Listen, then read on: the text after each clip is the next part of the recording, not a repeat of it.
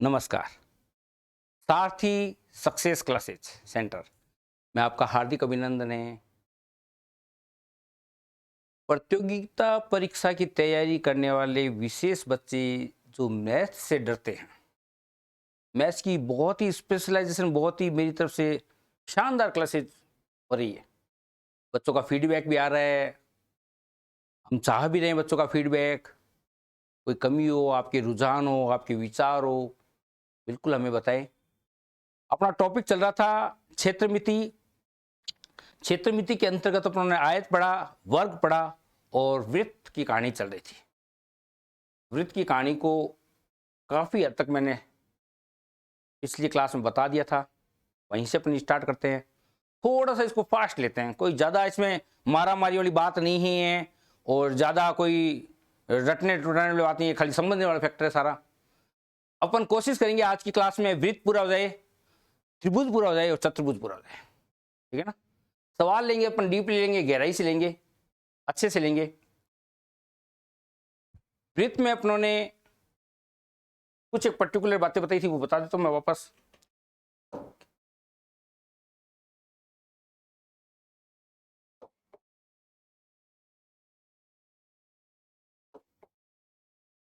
वृत्त के अंतर्गत अपनों ने एक निश्चित बिंदु लिया था जिसको अपनों ने केंद्र कहा था, और निश्चित बिंदु से समान दूरी पर स्थित जो बिंदुओं का बिंदु पथ था उसको अपनों ने परिधि कहा था। केंद्र को परिधि से मिलाने वाली रेखा को अपनों ने रेखा कहा था। केंद्र से होके जाने वाली परिधि के दोनों बिंदुओं से मिलने वाली, केंद्र से अगर होके जा रही है तो उसको अपनों ने व्यास बोला था। वृत्त की परिधि के किन्हीं दो बिंदुओं को मिलाने वाले रेखा को अपनों ने जीवा कहा था। आ रही बात में? तो पर्टिकुलर कई शब्द उन्होंने चलाए थे। अब हम अपन वृत्त में स्पेशलाइजेशन कैसे सूत्र निकालना।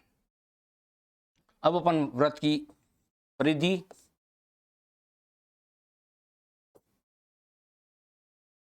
और वृत्त के क्षेत्रफल का सूत्र निकालना।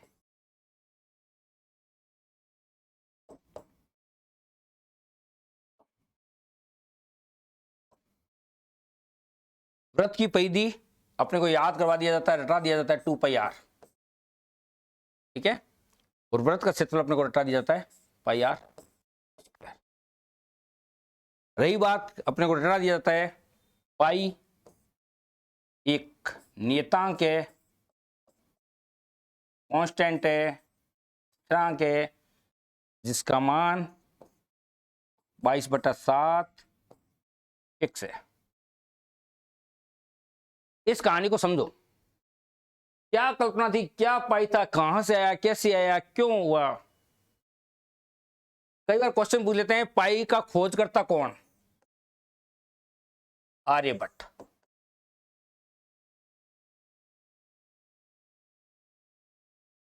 ठीक है, इंपॉर्टेंट क्वेश्चन ये भी बनता है। देखो क्या था, जिस गणितज्ञ ने इस चीज की कल्पना की कि वृत्त की परिधि की लंबाई कैसे निकालें, वृत्त का क्षेत्रफल कैसे निकालें, उसने क्या सोचा, क्या परिणाम निकाला, क्या विशेष बात उसके सामने आई। अपन कल्पना करते हैं, सारी कल्पनाएं हैं, ऑथेंटिक उसके व्यक्ति के दिमाग में क्या आया क्या नहीं आया ये मैं भी नहीं जानता, परंतु जो मैंने सोचा, जो मैंने पढ़ा, जो उसके दिमाग, मैंने गणितज्ञ की बात को समझने की कोशिश की, वो मैं समझाने की कोशिश कर रहा हूं। कल्पना करते हैं अपन कि अपनों ने 4 अलग अलग धागे लिए, अलग अलग लंबाई के, और इन अलग अलग लंबाई के धागों से अलग अलग वृत्त बनाए, ठीक है ना।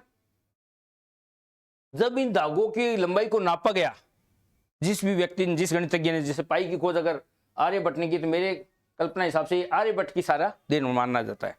अब अलग अलग गणितज्ञों को श्रेय जाता है। जब इस धागे की लंबाई को नापा गया तो क्या विशेष बात सामने आई। जिस इस धागे की लंबाई को नापा गया तो क्या विशेष बात सामने आई कि देखो ये छोटा वृत्त है तो इसकी त्रिज्या भी कम होगी, ये थोड़ा सा बड़ा वृत्त है तो इसकी त्रिज्या थोड़ी सी अलग होगी। इसको अपना R1 नाम देते हैं, इसको अपना R2 नाम देते हैं, इसको अपना R3 नाम। ये बड़ा वृत्त है तो और इसकी त्रिज्या, अलग अलग त्रिज्यों के जब अलग अलग वृत्त बनाए गए, या अलग अलग लंबाई की, मेरी उल्टी भाषा में, अलग अलग लंबाई के अलग अलग धागों से वृत्ताकार आकृति बनाई गई, तो एक विशेष बात सामने आई। क्या विशेष बात सामने आई कि जो भी त्रिज्या है उसका दुगुना कर दो और लगभग उसका 3 गुना कर दो, लगभग उसका 3 गुना कर दो, क्या होगा, उस धागे की लंबाई आ जाएगी। अलग अलग धागे से पहले R1 त्रिज्या लेके चेक किया उसने, फिर R2 त्रिज्या लेके चेक किया उसने, हर बार R3 त्रिज्या लेके उसने चेक किया। देखो दो अपने को ध्यान है, या व्यास, अब अगर त्रिज्या को पता है तो इसका व्यास भी पता है, तो व्यास का लगभग क्या किया, लगभग 3 गुना, जितना व्यास उसका 3 गुना कर दो धागे की लंबाई आ जाएगी, जितना व्यास है उसका लगभग 3 गुना कर दो धागे की लंबाई आ जाएगी।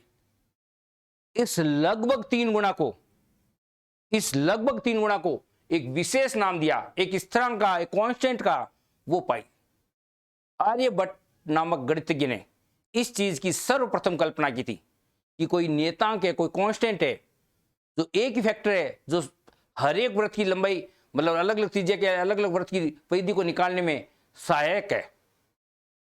इस कांस्टेंट राशि को, इस स्थिरांक को उसने पाई नाम दिया और उस पाई का एक नियत मान रखा, वो नियत मान रखा 22/7। 22 में जब आप 7 का भाग देते हैं तो लगभग ये माना जाता है। इस चीज को उसने विशेष हाईलाइट किया। अपने क्या छोटे बच्चे तो अपने को पाई रटा देते, पाई रटा देते, पाई है क्या, कहां से आया, क्यों कल्पना हुई, किस स्थिरांक की आवश्यकता पड़ी।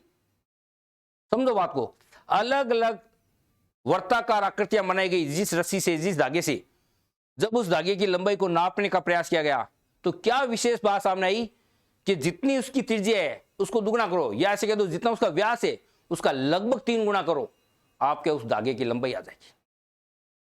ठीक है, इस कल्पना के आधार पर उन्होंने वृत्त की परिधि 2πr, अपने रटा हुआ 2πr 2πr नहीं भूलेंगे आप, ये बात सही है। क्यों आया, कैसे आया, क्या कल्पना की। देखो बिना त्रिज्या के वृत्त का अस्तित्व नहीं है, समझना इस बात को, बिना त्रिज्या के वृत्त का अस्तित्व नहीं है, चाहे कितना कैसे वृत्त बना लो, इस त्रिज्या के बिना वृत्त नहीं बनेगा।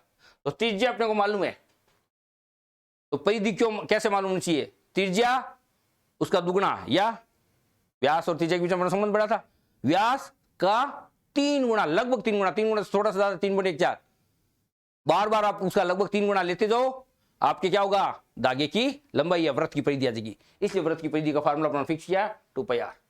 ये का ये बात वृत्त के क्षेत्रफल के लिए लागू होती है।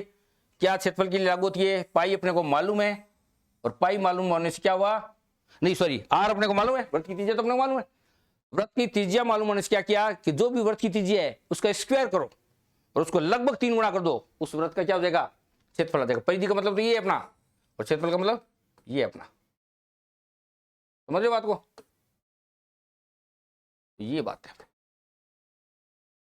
ठीक है, ये अपने वृत्त के बारे में पढ़ा है, वृत्त की परिधि और वृत्त का क्षेत्रफल। वृत्त के क्षेत्रफल की क्या कल्पना बताई मैंने, जितनी त्रिज्या है उसका वर्ग करो, जितनी त्रिज्या उसका त्रिज्या का वर्ग करो और उसका लगभग 3 गुना करते जाओ, आपका एरिया आ जाएगा। अलग अलग धागे, अलग अलग कुछ भी उदाहरण समझ लो, बोली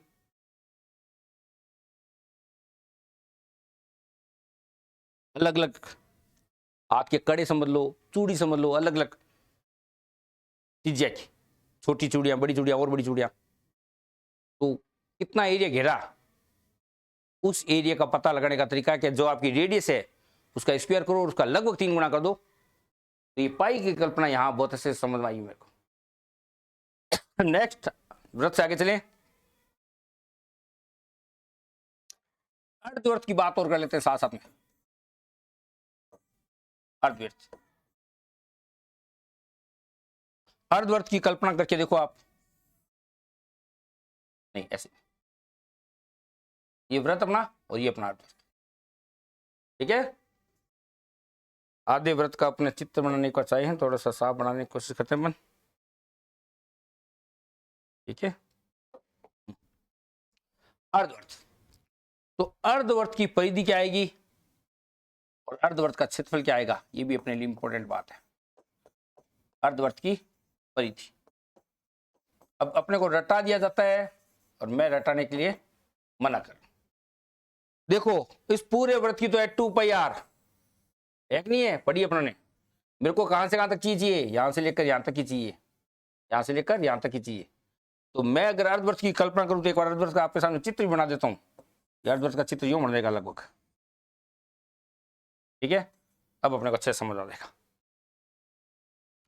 पूरा वृत्त होता जो भी रेडियस है, ये थोड़ा बहुत रेडियस यहाँ पे अलग अलग है, बिल्कुल है, जो भी रेडियस है। पूरा अगर वृत्त होता तो इसका 2πr होता, तो यहां से लेकर यहां तक का कितना हो गया, कहां से लेकर यहां तक, ए से लेकर बी तक का इधर वाले पार्ट का, और ए बी अपने आप में क्या है, डी है, या 2r है, ये भी आर है, ये भी आर है। बोलो बात समझे कि नहीं? परिधि और परिमाप से मतलब क्या है, बाउंड्री बाउंड्री पे चलना है। तो बाउंड्री बाउंड्री पर चलूंगा मैं, तो मैं कहां जाऊंगा, पाई आर प्लस 2r पे जाऊंगा, आर कॉमन ले लूं, अपने को ये क्या करते हैं, रटा देते हैं कि अर्धवृत्त की परिधि क्या आएगी, अर्धवृत्त की परिधि आएगी R bracket pi plus 2 R bracket plus pi आई 2। अपन रट लेते हैं, रटो मत, समझो कहां से आया, पाई आर ये वाला हिस्सा, 2r ये वाला हिस्सा। जैसे अर्धवृत्त करोगे ये ऊपर वाली लाइन आ जाएगी, वृत्त करोगे अंदर सब कुछ छुप गया है। कुछ अलग सी कल्पना है, ये कल्पना, ये लाइन देखो अलग से दिखने लगी जब अर्धवृत्त की कल्पना की अपनों ने। तो ये लाइन है क्या, डी बोल दो, व्यास है, रेडियस के रूप में देखो तो 2r है, क्योंकि r प्लस आर यहाँ ही है, तो मिड पॉइंट ईयर के अंदर, ठीक है। तो अर्धवृत्त की परिधि क्या आई, अलग आ गई। ऐसे याद नहीं रहे, ये रटा नहीं जाए, भूल दो, दिमाग में नहीं क्लिक करे, इस पाई आर प्लस 2r से कल्पना कर लेना, रटना ही नहीं, अपने को समझना है। अर्धवृत्त का क्षेत्रफल क्या हो जाएगा, अर्धवृत्त का क्षेत्रफल क्या आ जाएगा, सिंपल सी कहानी है, कोई बात, क्षेत्रफल तो सारा एरिया कवर किया होता है, आधा एरिया हो जाएगा।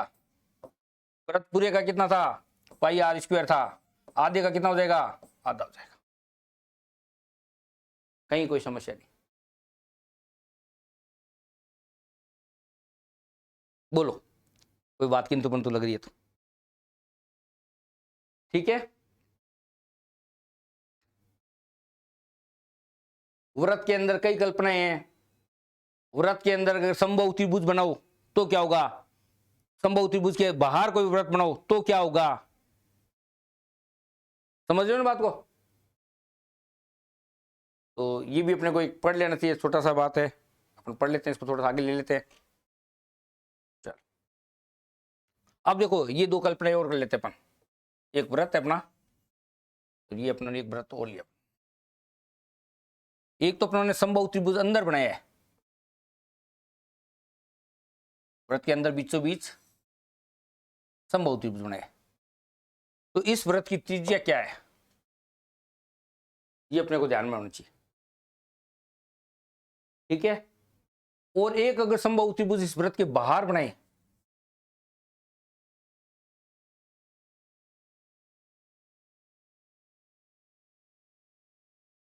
तो इस वृत्त की त्रिज्या क्या होनी चाहिए,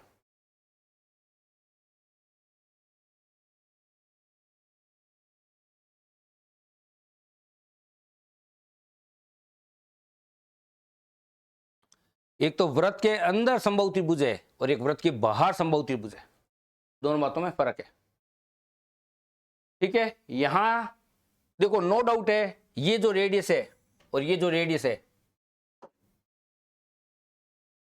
फर्क है, ये छोटा वृत्त है, ये बड़ा वृत्त है,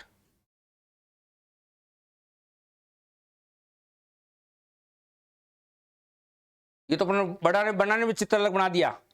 अब होगा क्या, जो अंदर वाला वृत्त है ना उसकी त्रिज्या यानी इसकी r इजिकल टू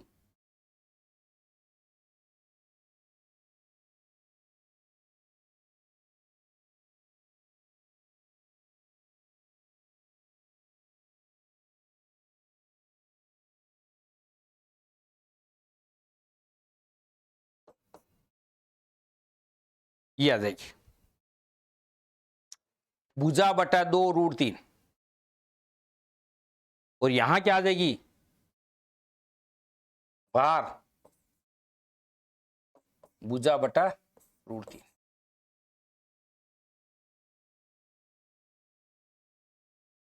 वृत्त का क्षेत्रफल, इस वृत्त का क्षेत्रफल निकालना है तो पाई आर स्क्वायर, पाई आर का स्क्वायर करेंगे तो यहां तो हो जाएगा भुजा का स्क्वायर, ठीक है, समझ रहे बात को। और यहां इसके स्क्वायर करोगे तो यहां 12 आ जाएगा, तो पाई बटा 12 भुजा स्क्वायर आ जाएगा, समझा दूंगा अच्छे से, नहीं समझ आया तो भुजा अलग अलग स्थिति है। और अगर इस वृत्त की कल्पना करोगे तो इसका एरिया क्या आ जाएगा, ये एरिया बोलो वृत्त का क्षेत्रफल, इस वृत्त का क्षेत्रफल, या मैं कह सकता हूं अंतर्गत वृत्त का क्षेत्रफल, अपन बोल सकते हैं अंतर्गत वृत्त का क्षेत्रफल, ठीक है। और यहाँ क्या आ जाएगा, बाहरी वृत्त का क्षेत्रफल, बाहरी वृत्त का क्षेत्रफल। देखो समझ लेना अच्छे से, इसमें क्या आ जाएगा, पाई आर स्क्वायर, तो पाई तो आएगा या भुजा का स्क्वायर आएगा ही आएगा, और आर जैसे इसका स्क्वायर करोगे तो रूट 3 का स्क्वायर कितना हो जाएगा, ये 3। अब मैं सारा अच्छे से समझाता हूँ। चित्र में भी कंफ्यूजन अगर हो रहे हो तो चित्र अपन सही मतलब थोड़ा सा उसी हिसाब से बना देते हैं ताकि आपको समझ में आए। चित्र को थोड़ा सा एक बार मिटा लेते हैं,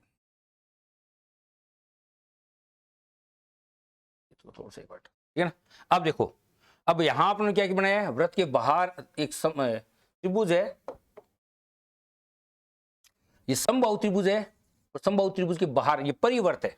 कौन सा वर्त है, परिवर्त, बाहर बना हुआ है। और एक बनाते देखो अंतर्गत वर्त बनाते, त्रिभुज जितना कितना ही लो तब एकदम सही समझ में आएगा बच्चे को। त्रिभुज लगभग उतना ही लिया ना। अब देखो, अब आपने एक वर्त की कल्पना की है, तो ये अंतर्गत वर्त, ये जो वर्त बना है ये वर्त जो है अंतर्गत वर्त है, ये देखो समझो बात को, अच्छा समझो। तो मैं अपनों ने क्या कल्पना की कि अगर कोई समबाहु त्रिभुज किसी वृत्त के अंदर बनाया जाए और कोई समबाहु त्रिभुज किसी वृत्त के बाहर बनाया जाए, तो उस समबाहु त्रिभुज का क्षेत्रफल कैसे निकाला जा सकता है, उस समबाहु त्रिभुज की भुजा मतलब उस वृत्त की भुजा कैसे निकाली जा सकती है, या त्रिज्या कैसे निकाली जा सकती है, वो अपन सोच। देखो क्या ध्यान रखना अपने को, ये वृत्त की त्रिज्या है आर, यहाँ पे भी कोई वृत्त की त्रिज्या है, ये देखो त्रिज्या में फर्क आएगा यार, ठीक है ना। अब देखो ये परिगत वृत्त है, वृत्त बड़ा है छोटा है, बड़ा बनेगा नो डाउट, अगर समबाहु त्रिभुज सेम है तो बड़ा बनेगा त्रिभुज। तो इस बड़े त्रिभुज की त्रिज्या, बड़ा वृत्त बनेगा, बड़े वृत्त की त्रिज्या भी क्या होगी, बड़ी होगी, बड़ी होगी। तो बड़ी होने से क्या आ जाएगा, आर बराबर भुजा बटा रूट 3, ये इसकी दुगनी है, ऐसे समझ लो मेरी भाषा में, ये जो त्रिज्या है ना वो इसकी दुगनी है, तो इसकी त्रिज्या कितनी हो जाएगी, आधी हो जाएगी। यहां मैंने भुजा बटा 2 रूट 3 कर दिया, बोलो बात समझ आएगी नहीं। भुजा कौन सी, समबाहु त्रिभुज की जो भुजा अपने को दी है वो भुजा, भुजा कौन सी, समबाहु त्रिभुज की भुजा की बात चल रहे हैं, ठीक है। उससे अपने किस में कन्वर्ट कर लिया, त्रिज्या में कन्वर्ट कर लिया। अब मान लो मेरे को इस वृत्त का क्षेत्रफल निकालना है, तो वृत्त का क्षेत्रफल क्या होता है, पाई आर स्क्वायर होता है, तो पाई मैंने ये लिख दिया आर स्क्वायर, यानी इसका स्क्वायर करूंगा तो भुजा का स्क्वायर बट्टा 3। यहां मैं क्या करूंगा, आर में रही है, आर में रही है, आर बराबर भुजा बटा 2 रूट 3 था त्रिज्या, तो मैं इसका क्षेत्रफल निकालूंगा, किसका, इस वृत्त का, अंदर वाले वृत्त का क्षेत्रफल निकालूंगा, तो पाई भुजा स्क्वायर बट्टा 12 आ जाएगा, क्योंकि इसका स्क्वायर करना पड़ेगा, आर ये आपका,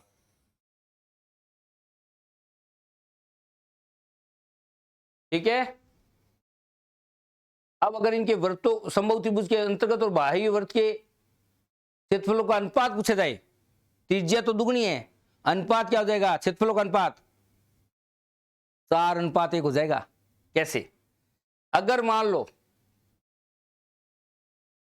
अंतर्गत वृत्त, इस वृत्त का क्षेत्रफल 10 मीटर स्क्वायर है, तो इसका क्षेत्रफल 40 मीटर स्क्वायर होगा।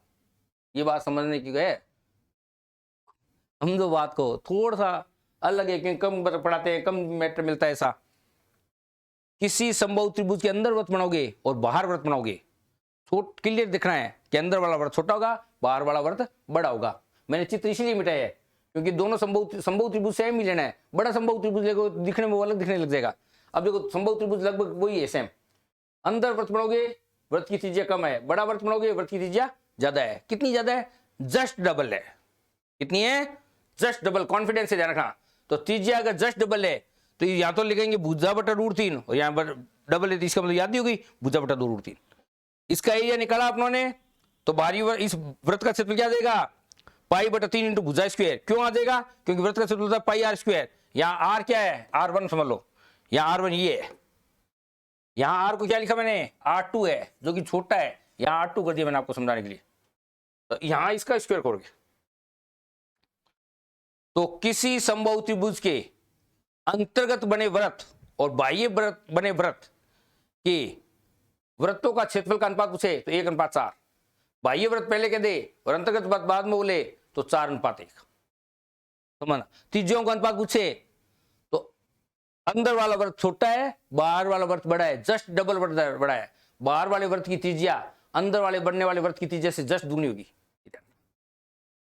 तो बात नहीं समझ आई फिर मैं तो बोली, ठीक है ना। बहुत सी ऐसी कल्पनाएं हैं। कल इस पर कुछ एक बातें विशेष कहूंगा, विशेष जैसे विशेष समझा दो तो जैसे एक बात बताने की कोशिश करता हूं, समझाने की कोशिश कल अपन फिर दोबारा बता दूंगा इस बात को। क्या विशेष बात, क्या विशेष बात बता देता हूं मैं। ये मान लो कोई वृत्त है जिसकी परिधि और ये कोई वर्ग है मान लो जिसका परिमाप, अगर इसकी वृत्त की परिधि और परिमाप बराबर है तो इस वृत्त की त्रिज्या और इस वर्ग की भुजा के बीच में एक विशेष अनुपात होता है। कहीं नहीं, मैं बहुत अच्छी बात बता रहा हूं, बहुत विशेष क्वेश्चन बता रहा हूं। पूछा जाता है कि यदि किसी वृत्त और वर्ग दोनों का परिमाप क्या है, सेम है, दोनों का परिमाप क्या है, सेम है। ध्यान रखना भाई, कई बातें नहीं आ रही है तो नहीं बात दिमाग में रखनी है। किसी वृत्त की परिधि उतनी है जितना कि उस वर्ग का परिमाप है। चित्र बनाने में तो आपको लग सकता है क्योंकि ज्यादा दिख रहा है कम दिख रहा है, मगर इसको थोड़ा फिर छोटा कर बोली अगर ज्यादा इसको डीपली जाना है तो। वरना समझो कि किसी वृत्त की परिधि और किसी वर्ग का परिमाप अगर सेम है तो उस वृत्त की त्रिज्या, उस वृत्त की त्रिज्या, ये तो है इसकी भुजा, इस भुजा और ये इस वृत्त की त्रिज्या, इनके बीच में कोई अनुपात अगर पूछा जाए तो अनुपात हमेशा 7:11 होता है। याद रखना है। बहुत नई बात बताई, बहुत यूनिक बात बताई मैंने। क्या बात बताई है? ऐसी बहुत सी बातें हैं, ऐसी बहुत सी बातें हैं जो अपने को परीक्षा हॉल में पूछी जाती है और अपने मेमोरी में फीड होनी चाहिए। कुछ एक बातें ऐसी और है, कौन कौन सी है कि अगर इनकी परिधियों का ये है तो इनके क्षेत्रफल का अनुपात क्या होगा, इनके क्षेत्रफलों का अगर ये सेम है तो इनकी परिधियों का अनुपात क्या होगा। ऐसी बातें भी बहुत है, तो वो कल कुछ एक बातें और बताऊंगा। आज मैंने 2 स्पेशल बातें बताई है जो आपको याद रहनी चाहिए, आप भूलोगे नहीं। क्या 2 बातें मैंने स्पेशल बताई है कि एक बात तो ये कि अगर किसी वृत्त की परिधि और उस किसी वर्ग का परिमाप समान है तो उस वृत्त की त्रिज्या और वृत्त की भुजा का अनुपात 7:11 होता है। याद आ जाएगा। एक बात आज ये याद रखना। एक बात और बताई मैंने, क्या बात बताई कि अगर कोई समबाहु त्रिभुज है, त्रिभुज मैंने पढ़ाई नहीं, पढ़ा दूंगा अभी, पढ़ा दूंगा। अगर कोई समबाहु त्रिभुज है, उसके बाहर कोई वृत्त बना हुआ है, उसके अंदर कोई वृत्त बना हुआ है, यानी उसके अंदर कोई वृत्त बनेगा तो उसको बोलेंगे अंतर्गत वृत्त, अगर कोई बाहर कोई वृत्त बनेगा तो उसको बोलेंगे परिगत वृत्त। तो उन दोनों की कल्पना करके देखो, सोच के देखो, बिल्कुल छोटी सी बात है। सेम त्रिभुज मैंने उसको बढ़ता समझ, एक त्रिभुज बड़ा ले लिया तब आपको समझे। सेम त्रिभुज लो, समबाहु त्रिभुज है, सेम रेडियस का, सेम भुजा का त्रिभुज लो और उसके अंदर एक अंतर्गत त्रिभुज बनाओ। अपने छोटे बच्चे थे ना तो अपने क्या पढ़ते थे, अंतर्गत बनाने के लिए कोणों का समद्विभाजन करते थे और बहिर्वृत्त बनाने के लिए भुजों का समद्विभाजन करते थे। याद आ रहा है क्या कुछ? बहुत गहराई वाली बातें, बहुत छोटी क्लास की बातें हैं ये। अब अपन बनाते थे किसी त्रिभुज, समबाहु त्रिभुज के अंदर मतलब वृत्त बना देते थे और बाहर वृत्त बनाते थे। अंदर जब वृत्त बनाते थे ना तो कोण का समद्विभाजन करते थे और बाहर जब वृत्त बनाते थे ना तो भुजा का समद्विभाजन करते थे। क्या विशेष बात सामने आई कि अंतर्गत वृत्त और बाह्य वृत्त जो बन रहे हैं उनकी त्रिज्याएं बड़े वृत्त की त्रिज्या छोटे वृत्त की त्रिज्या से दुगनी होती है, या परिगत वृत्त की त्रिज्या अंतर्गत बनने वाले वृत्त की त्रिज्या की दुगनी होती है। तो इनके क्षेत्रफलों के बीच में क्या अनुपात होगा? परिगत वृत्त जो बड़ा वाला वृत्त है उसका क्षेत्रफल अंदर जो वृत्त बना है उससे 4 गुना होता है। त्रिज्या 2 गुनी होती है और क्षेत्रफल 4 गुना होता है। अब क्या क्वेश्चन, उसने किसका नाम पहले लिया है, अंतर्गत वृत्त का पहले लिया है या बाह्य परिगत का नाम पहले लिया, उसी हिसाब से रेशो बदल जाता है। ठीक है, चल